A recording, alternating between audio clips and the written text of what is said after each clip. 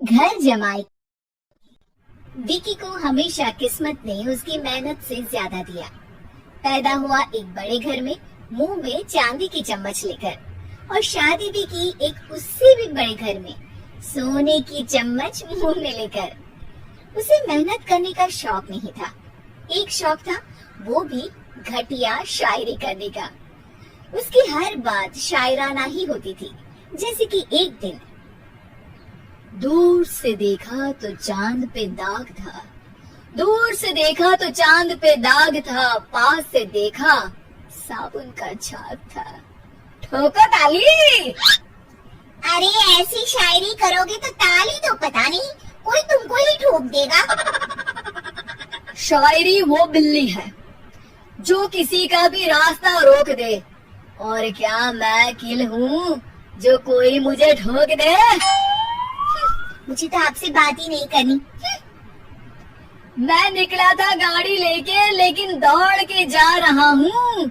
मेरी शायरी कोई नहीं सुनता, मैं घर छोड़ के जा रहा हूँ। धीरे बोलिए जी, मम्मी पापा को पता चल जाएगा तो तुमको सच में तुम्हारे मायके भेज देंगे।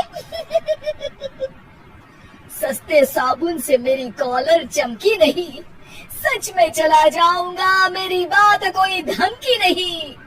अगर शायरी ही सुनानी है तो सुनाओ, लेकिन कोई काम धंधा भी तो करो। मेरे पिताजी के पास बहुत पैसा है, तो घर जमाई बन के खा रहे हो, और कल जा रहे हो ना अपने मायके, तो आज ही चले जाओ मेरी बला से। हमें तो अपनों ने लूटा, बैरों में कहाँ दम था हमें। अरे चुप हो जाओ, तुमको मिर्जा गालिब की कसम। अरे जाना है तो जाओ, लेकिन पहले मेरे मम्मी पापा से मिलकर जाओ, वरना वो क्या सोचेंगे। लेकिन विकी अकेले ही अपनी कार लेकर अपने मायके यानी कि अपने खुद के घर पहुंच जाता है। अरे बेटा, तू अचानक, बहू कैसी है? अरे माँ, बहू तो बिल्कुल बदल गई है, मुर्गी हाथ से निकल गई है। अरे क्या हुआ बेटा? उसकी आती नहीं है, मेरी जाती नहीं है। मैं करता हूँ शायरी, उसे भाती नहीं है। मेरे पास उसका फोन आया था बेटा, सही कह रही है वो। तुमको काम करना चाहिए, तभी तो इज्जत मिलेगी। घर जमाई बनके सास ससुर के पैसों पर कब तक ऐश उड़ाते रहोगे? मेरी जिंदगी में हर तरफ से उंगली हो रही है, फोन पर मेरी चुगली हो रही है। अरे चुगली नहीं कर रही थी बहू, वो तेरा भला चाहती है बेटा। सूखे हुए कपड़े को भी गीला कह रहे हैं लोग, चुगली करने को मेरा भला कह रहे हैं लोग। ठोको ताली। ये सुन के माँ अपने हाथ से अपना सर पीट लेती है। अरे माँ, ताली की जगह माथा क्यों ठोक रही हो? बेटा तू ना आराम कर, तेरे पिताजी भी आने वाले हैं, खाना लगा देती हूँ। विकी अपने घर भी दिन भर टीवी देखता है, तरह तरह का खाना खाता है, दोपहर तक सोता है, चाय पीता है, वीडियो गेम खेलता है, बस काम करने नहीं जाता। घर में नौकर चाकर है तो बिस्तर से हिलने तक की जरूरत नहीं पड़ती। कई बार तो विकी अपने नौकरों को बिठाकर शायरी सुनाता रहता। कब जाओगे बेटा? अरे कैसी बात कर रहे हैं डैडी, क्या आप मेरे फादर नहीं? आप मुझे भगाना चाहते हैं क्या? ये मेरा घर नहीं। अरे नहीं बेटा, तुम्हारा ही घर है। हम तो चाहते थे कि तुम यहीं रहो और मेरा काम आगे बढ़ाओ, लेकिन तुम ही चले गए घर जमाई बनने। अरे मेहनत तो गधे भी करते हैं, मैं अच्छी किस्मत लेके पैदा हुआ हूँ, मैं घर जमाई हूँ, ससुराल का फूल गेंदा हुआ हूँ। ठोको ताली। पिताजी और माँ सच में ताली बजा देते हैं। ऐसा पहली बार होता है जब विकी की शायरी पर किसी ने ताली बजाई हो।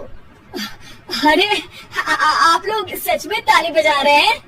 हाँ बेटा, तुम्हारे ससुर का फोन आया था, बोला जब तक घर जमाई जी कोई काम ना करने लगे हमारे यहाँ मत भेजना।